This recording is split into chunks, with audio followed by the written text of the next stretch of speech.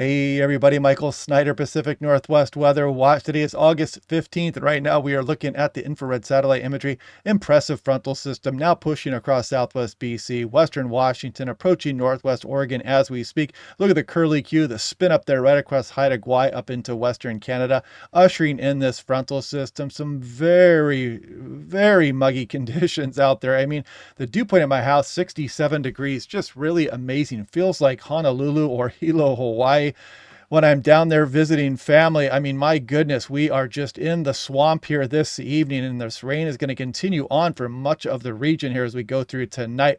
But there will be a sharp cutoff. As you can see, this frontal system, these showers are not very dynamic behind it. So we're going to cut this precipitation off pretty rapidly as we go through tonight towards Saturday morning for many locations. So taking a look here, this is the sun setting, visible satellite imagery. Look at the frontal system. You can really see where it is right across Long Beach there, pointed up towards Shelton, just approaching Olympia, Tacoma, and Seattle, kind of bringing some moderate rainfall across the region. We are starting to end some of that very heavy rainfall across portions of southern British Columbia, where I got some images from a friend out there that I'll show you here in a moment. Some very swollen rivers.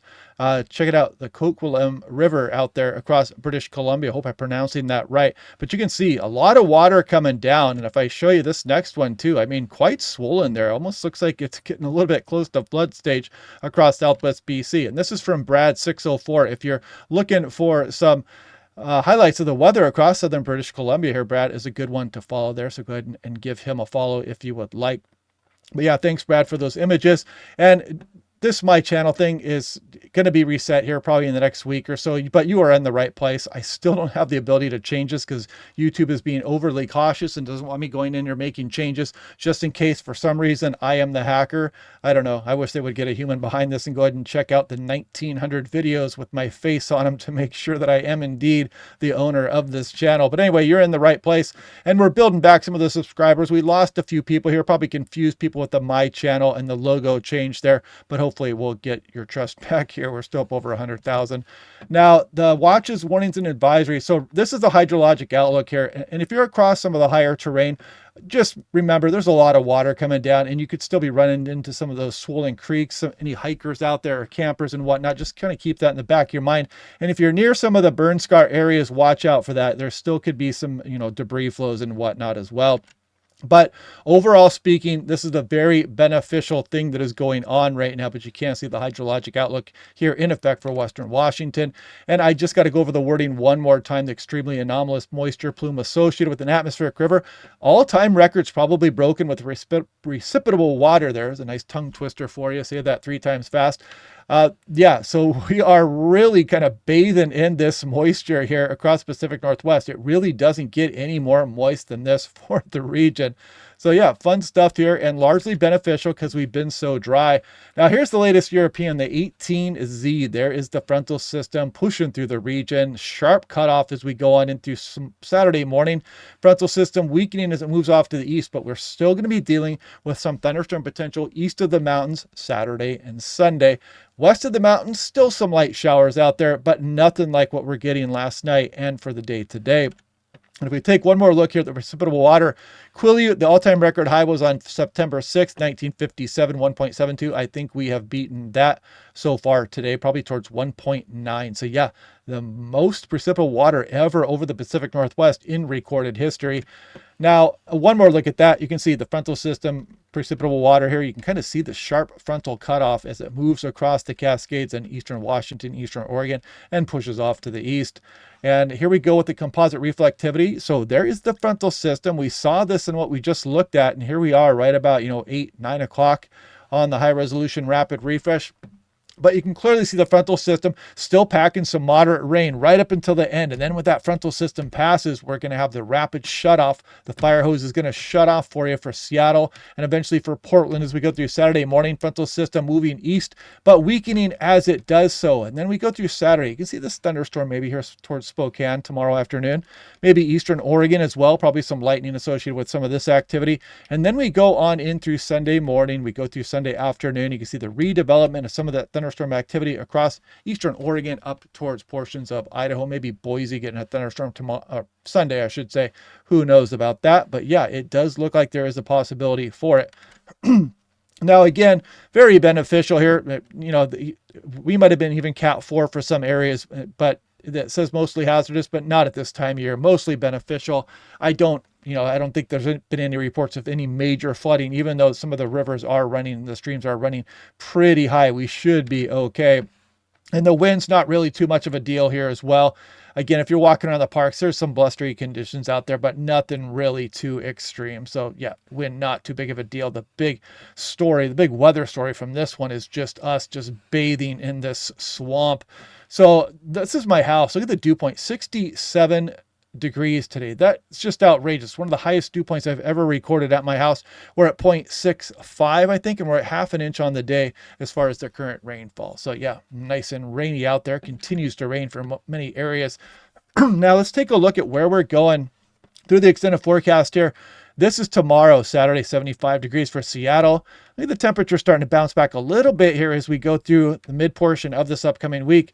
And we start to warm up a bit more as we go towards the end of next week. And what I'm going to show you next kind of supports that as well with the artificial intelligence and the GFS. But look at this, maybe some 90s coming back to the Willamette Valley, warming back up east of the mountains. You might need your air conditioner again across some of the Puget Sound, Southwest BC, warming up into the mid 80s maybe. Boise, upper 90s. There's Bend, about 91 degrees. And we go through Sunday, Monday, Tuesday, who knows. But now let's take a look at the extended forecast here, and we can take a look at the ridges and troughs to see where we might be headed. So this is the trough kicking that atmospheric river through and the frontal system, but the trough is going to be hanging out. It's going to keep things suppressed as we go through the early portion of next week. But if you look off to the right here, watch this ridge. It starts to get really established across the central portion of the USA. It starts to build back in across the southwest USA. And then look at this ridge axis starts to point itself back out towards Haida Gwaii, Vancouver Island. We really got to watch this because this could really warm things up. Looks like it's been trending a little bit more of a sturdy ridge here. And if that trough backs up a little bit more, that we could start to get some pretty warm temperatures here across the region and some decent model agreement as you look out towards hour 144 between the European and the USA, the global forecast system. So we'll scroll off a little bit further. Ridge hangs on as we go through the following weekend, but then what happens after that? We get some big model divergence showing up with the GFS swinging this trough through the area. The artificial intelligence wants to keep this one right off our coastline. That could bring some interesting weather as well. This could bring a defluent southerly flow that could bring some thunderstorm activity back up even west of the Cascades. Excuse me. Now, if you look at the GFS, it's starting to get a completely different picture here. And the GFS wants to build this just ginormous ridge out over the Gulf of Alaska versus the troughing here on the artificial intelligence. So big discrepancies through the extended forecast. And if the artificial intelligence were to verify, so I'll scroll out a bit here and we'll go all the way off into fantasy land.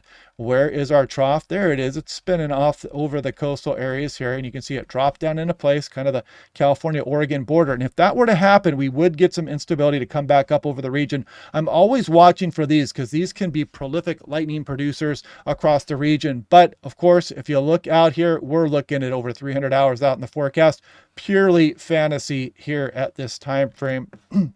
Now, Portland International on this morning's European model. Look at some of these ensemble members showing another warm up coming again as we go through the last week of August. So again, we can get pretty warm at this time of year, but still just a fantasy forecast for right now. Seattle, it also shows the same thing. I mean, look at one of the control runs had 90 degrees there as we go through August 28th or so. And yeah, so we can warm up. Doesn't mean we're going to just yet, but it's something we're going to be watching here over the next few days. And here's Seattle on the GFS. Look at this. Shows a couple to 1, 2, 3 days up towards 90 degrees here on the GFS, and getting depending on that ridge as we go towards the end of the month of August.